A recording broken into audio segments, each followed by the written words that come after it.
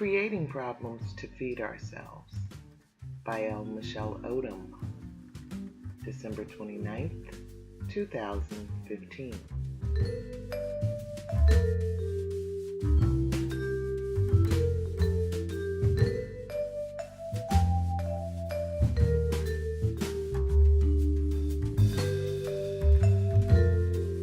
Toby D. Sanders asked an important question yesterday, which evoked an emotional response from me.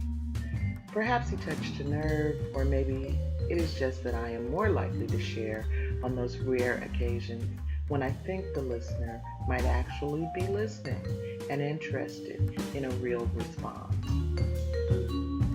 Toby Sanders, of course, for those of you who know of him, possesses a superior intellect, uncommon curiosity about the state of our world, and refreshing empathy and compassion for the least of these. How could I not be moved to respond? The question he posed was this: asking why there are so many homeless people, period. Why so many people with mental illness, substance abuse addictions, and poor people evicted and stumbling through the logistics of reclaiming some sense of normalcy, especially Black and Latina people. Thankful for a relatively mild winter so far. Well, don't ask me a question unless you really want to know what I think. Shelley don't play like that. Several friends on Toby's page responded to his question, and a few were touched by the comments I offered. So just in case there's someone else out there who is actually listening and interested, here's some of what was shared in response to that post.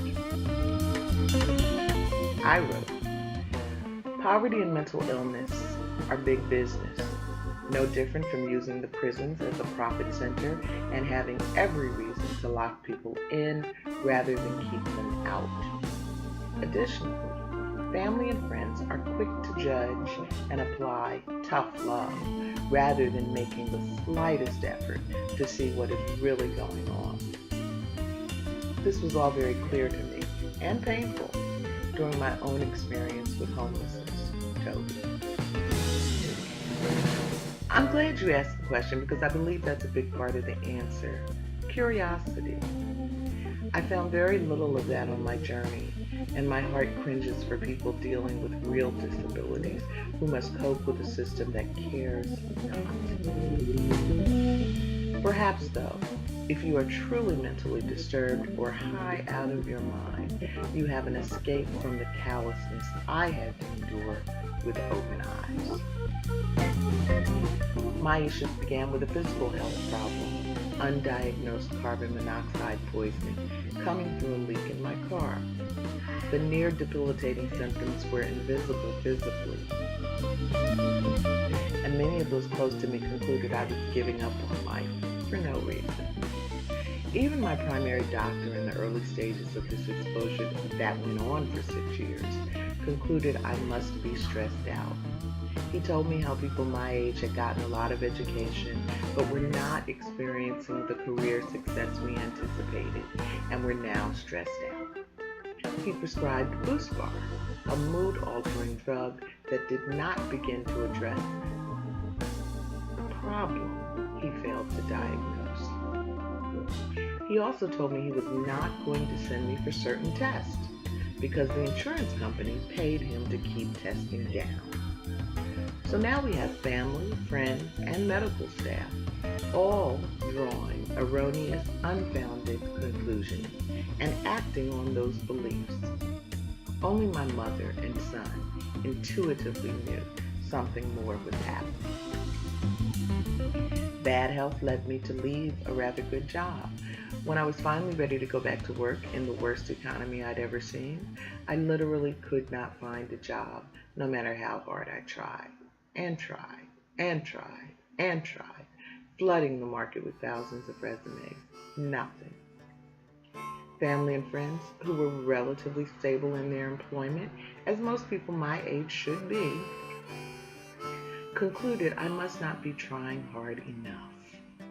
I soon realized people who had not looked for work in this century had virtually no capacity of grasping how much the economy has changed and how little their unsolicited 20th century advice is applicable in today's market. Long-term unemployment eventually led to homelessness, but not before severe spiritual crises kicked in. When I landed on the doorsteps of those now known to me as former family and friends, they indeed offered a crust of bread and such, as they made it perfectly clear I was not to take too much. Thrown out on the street, literally penniless, time and again, by those who always loved me when I had money, I finally arrived at the shelter, which I deeply feared, and with good reason. Shelter doctors concluded I was depressed, which of course to a certain extent I was. I was depressed because I could not find a job and have the independence I cherished so much. Yet I did not need the medication they prescribed. I needed a job. They weren't in that business.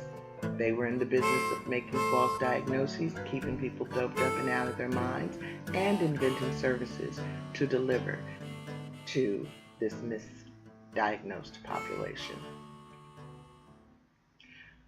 So why are there so many homeless, mentally ill, and drug-addicted people, you ask?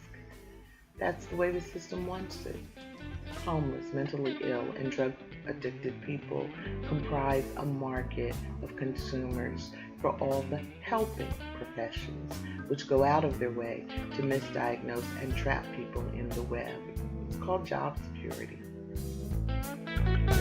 Why are there so many homeless, mentally ill, and drug-addicted people, you ask?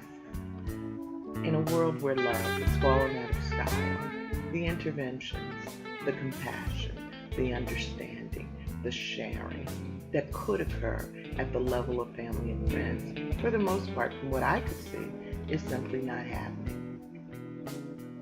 My story is unusual in some ways. I'm highly educated, have a strong work history, have a lot of skills, and was never into hard drugs. I don't fit the profile of what we imagine the typical homeless person to be. My concern is that I am like the canary in the coal mine. I am trying to warn the world that these experiences are becoming more and more widespread, and the callousness and disregard with which we have come to see each other are the very factors leading to mass institutionalization of a population driven out of our minds by misdiagnoses, misjudgments, and prescription drugs in service of a blood-sucking economy that will not stop until the very people who benefit from the system learn to put their own self-interest aside. That's all of us. Our system is rotten to the core. Sorry for the length in this topic, but you did ask, and I know you can handle it. Thanks for asking.